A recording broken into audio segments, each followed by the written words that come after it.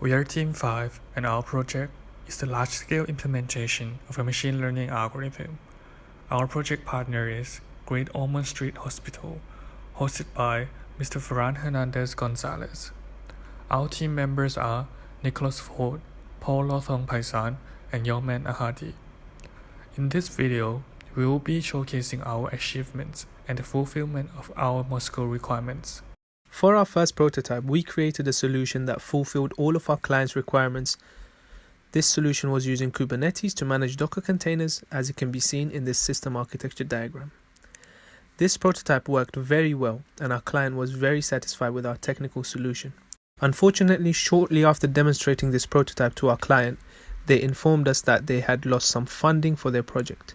Due to the expensive nature of our solution, this meant that it was no longer viable.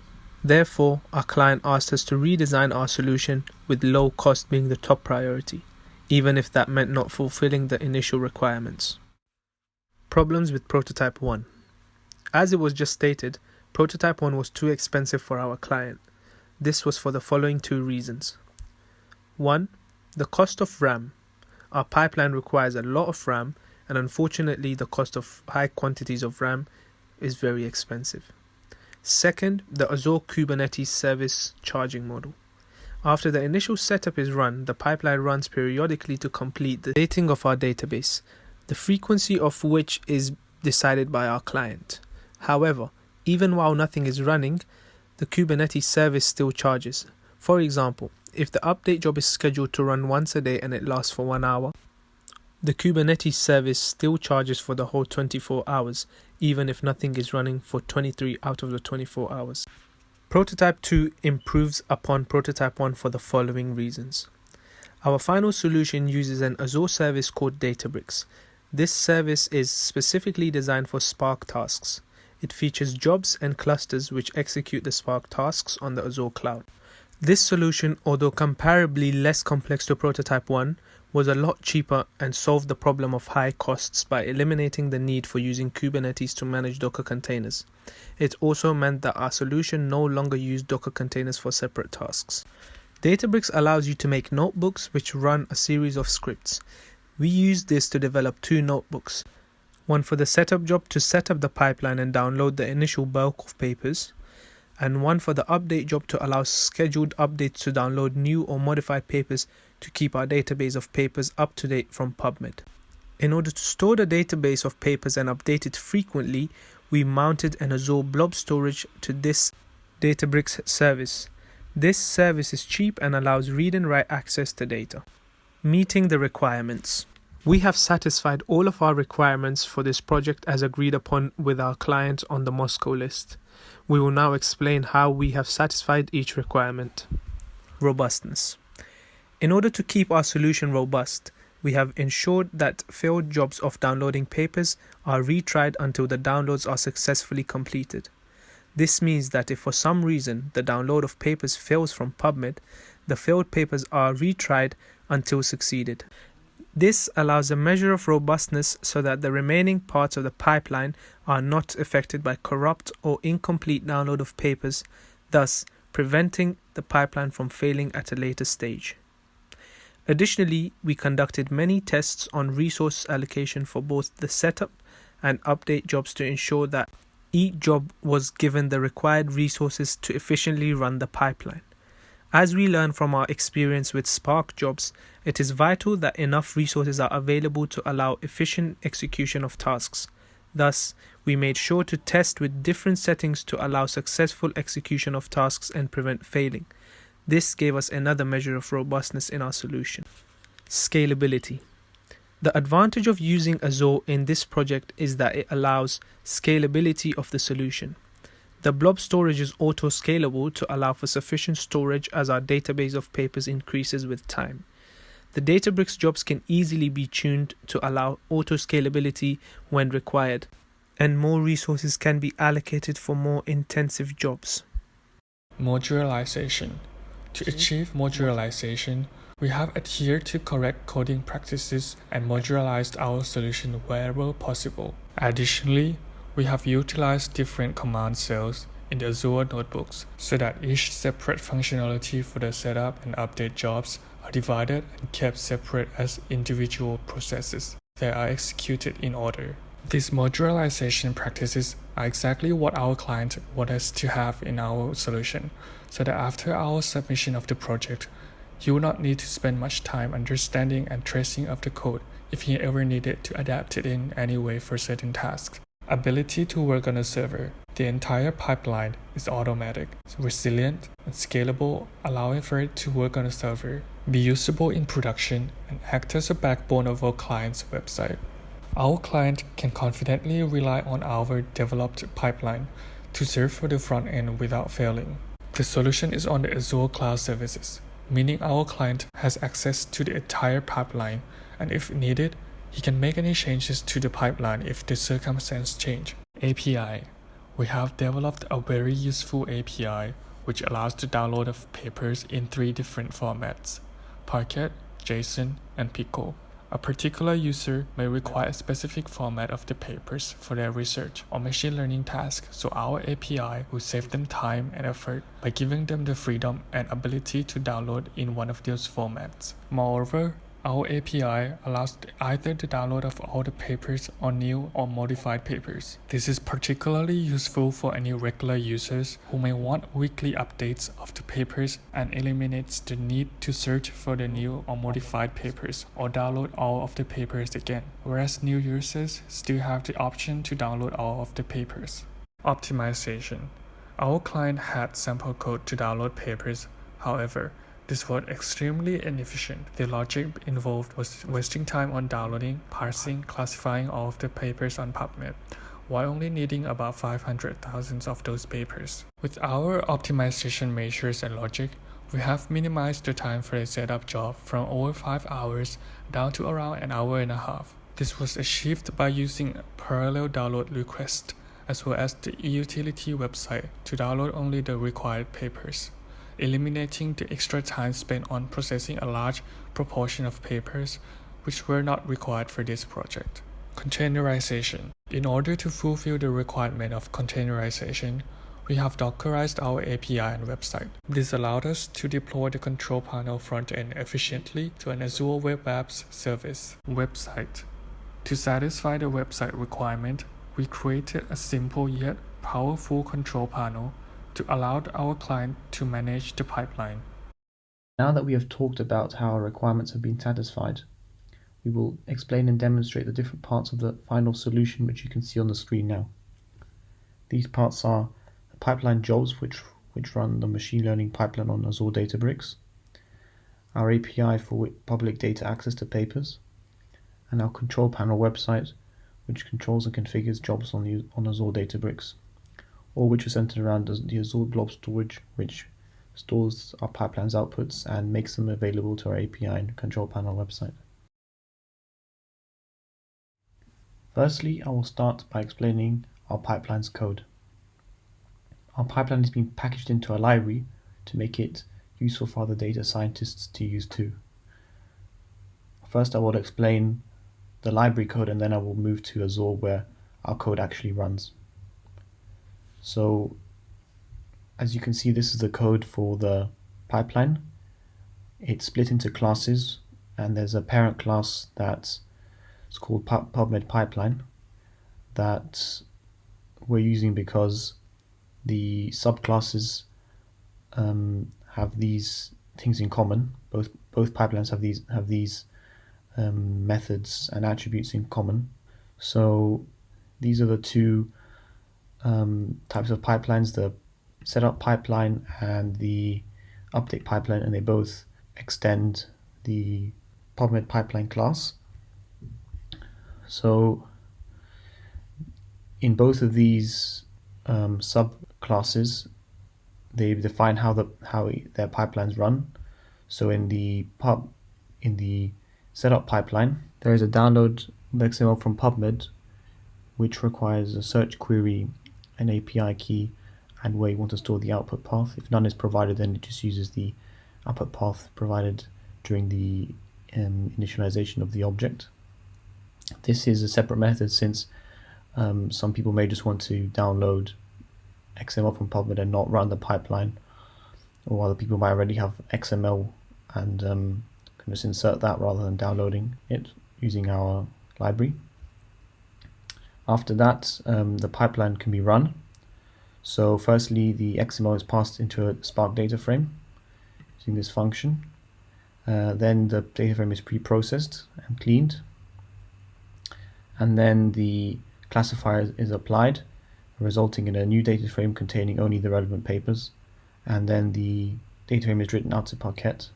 So to look at these more closely, we've got parse XML to data frame here. The pre-processing of the data frame and the applying of a classifier, which just uses our client's machine learning algorithm. And then for the update pipeline, again, you can download XML metadata from PubMed if you wish. And this one is a bit more complex than the previous one because since this is the update pipeline, it needs to know when the previous run of the previous update pipeline was or when the setup pipeline was run. So for that, it consults this last run date path, which is a pickle file that stores the last time a pipeline was run. And then it calculates the difference between those days here. And then if the difference is less than 1, then it will throw an exception because pipeline needs to be run at least 1 day apart since PubMed only updates their database of papers once every day. And then we add 1 to the date just in case there are time zone issues, but there may be some extra papers that are already in the database, but this doesn't matter since we have some functions which will remove papers that are already in the database. And then we call our script, which downloads the relevant papers, just as we do in the setup pipeline. We call the setup pipeline script, which I will explain in a bit, both of them. And finally, we run the pipeline. This one is also a bit more complicated than the setup pipeline. Again, we pass the XML into a data frame. This is a common function used by both pipelines. Then we pre-process the data frame, again, a common function used by both. Then here, this is where it becomes different. We need to find and remove any common papers from the current data frame because any papers that are already in the data frame and that have been modified on PubMed may no longer be relevant because of those modifications. So we need to remove them from the data frame, and then if they are relevant, they will get added back in when they get filtered. Then we filter the papers. We add the new papers to the main data frame because what we're doing here is we're adding the new and updated papers back into the main data frame, but we're also creating a separate data frame with just the new and updated papers so that people can update their own databases if they have one, rather than downloading the whole database again. So we write both, we add it to main data frame, then we write the main data frame to Parquet, and we also write the new unupdated papers data frame to Parquet. All of these paths, of course, have been specified during the object initialization in both of the pipelines. Then we move to the setup, the two scripts, which actually do the downloading of XML from PubMed. These take several parameters. The setup pipeline takes 3 parameters: the results directory, so where to store the XML files that are downloaded, the query, so what to search for, what to download from PubMed, and then the API key, which you can easily get from PubMed. This allows for an increased rate of requests since we make use of concurrent requests to speed up the downloads to optimize our solution. So first we perform a search on PubMed and then get a number of results, and this then tells us how many download jobs are needed, since we can only download 10,000 papers at a time. Then we create the URL to download the papers, and we've got this function which is used here in this line, which says if it fails, retry a maximum of 3 times. Delay each job start by 0.2 seconds. This is to avoid overloading the server and getting a 429 HTTP error. And then we've chosen 10 concurrent downloads at all times until everything is done. and then numbers between 0 and how many of a number of results there are passed into this function, which starts a download of papers and stores them in this file, in this directory. And in case of any job failures, after this, even if the retries have failed, the jobs are tried again using the job log, and after that the papers have been downloaded. So all this adds to the robustness of the solution. And the update pipeline is quite similar. Again, we have the same sort of parameters, except we also have something called rel date, which PubMed needs. It tells PubMed to how many days to go back from today back to rel date days to search for new and updated papers.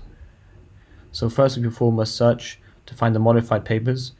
We use something called MDAT, and then we find the new papers, which is a code called EDAT, and then we union the searches.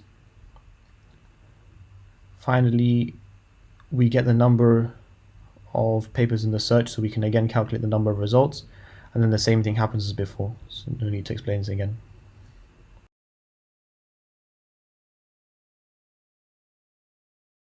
So now that the code of the pipeline has been explained, this is where it actually runs. So this is Databricks Azure. It allows for running of Spark jobs. We've made two notebooks, one for the setup pipeline, one for the update pipeline, with different cells to run different stages. So firstly, we install the dependencies needed by the scripts, which were explained before in the last section. Then we import our library, and we set up all the required variables, and we create the object, the setup pipeline. Then we download the XML from PubMed, and then we run the pipeline. And then we do some extra steps that are required by our client. So we save the PMIDs of the papers to text file. PMIDs are the identifiers for the papers on PubMed. In cell 4, we convert the data frame from Parquet format into JSON and pickle format.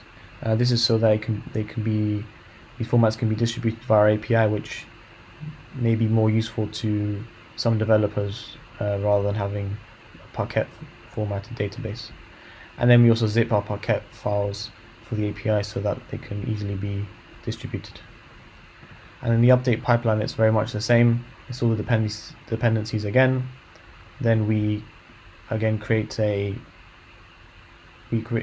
we import our library and create a update pipeline object, and then we download the XML from PubMed and run the pipeline. Again, we store the PMIDs in a text file. We write the results in JSON and pickle format and zip the files for API again, just like before.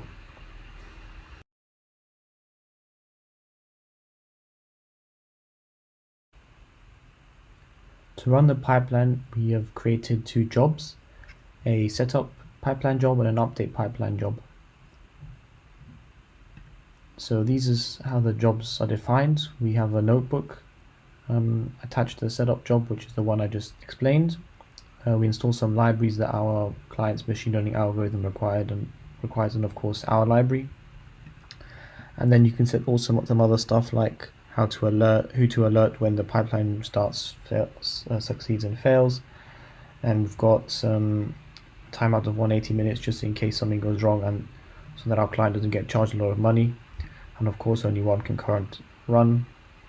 You can also choose the node types, and we've figured out that this is the optimal number of workers to reduce costs.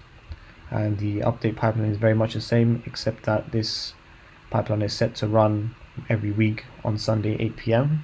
so that the new papers can be updated into the database.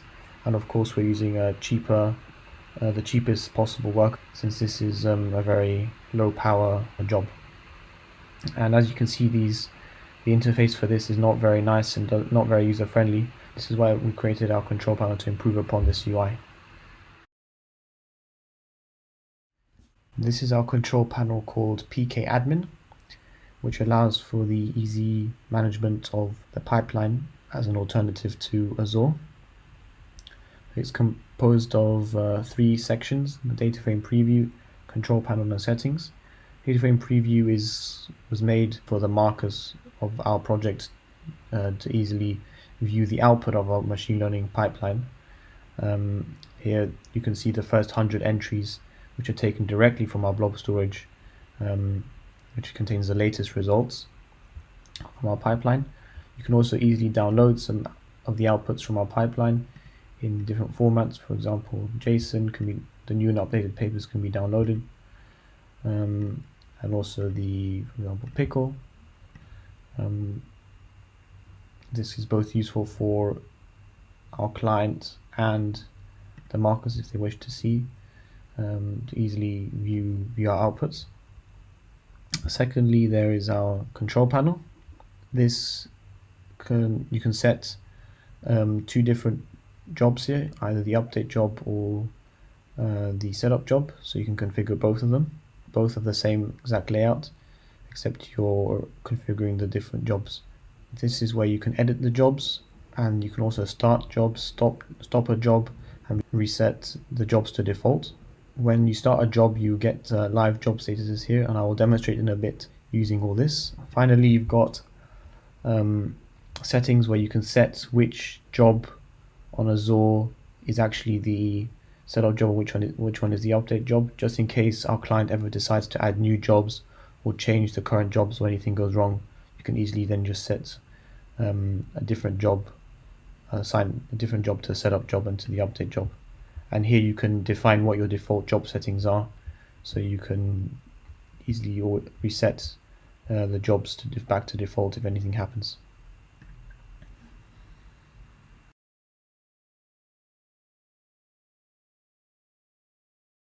To demonstrate the control panel actually working, I've got our control panel on the left here and the Azure UI on the right. So for example, changing the job's name, give it a new job name, and then for example, increase the number of worker nodes to 3, the number of retries to 1, change this worker node to D12, and remove this email from emails to notify. You can see that when you submit, it instantly changes the settings on Azure. So there's the new job name here, the worker type has changed to D12, the email got removed, the number of worker nodes has changed to 3, and the number of retries has increased to 1. You can also easily start this job. As you can see, immediately starts on Azure, and you get live updates as they're happening real time, and then again you can stop the job and immediately it stops. So you can see our control panel is extremely fast. I'll now demonstrate how our API works. As you can see on the screen here, our API is very simple to use. You can either get all the papers in JSON, pickle, or Parquet format, or you can get the new and updated papers in JSON and Parquet or pickle format. So here we have a browser. We navigate to our website's domain, type in API, and then get all papers. You can see if you want to, for example, get all papers in pickle format, you can do this very easily.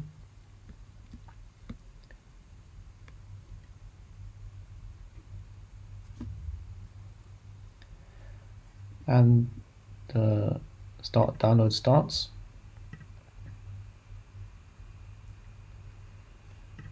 And if you want to get the new and updated papers, for example, you can get them, for example, in JSON format, or for example in Parquet format. It's all very simple to use and very quick.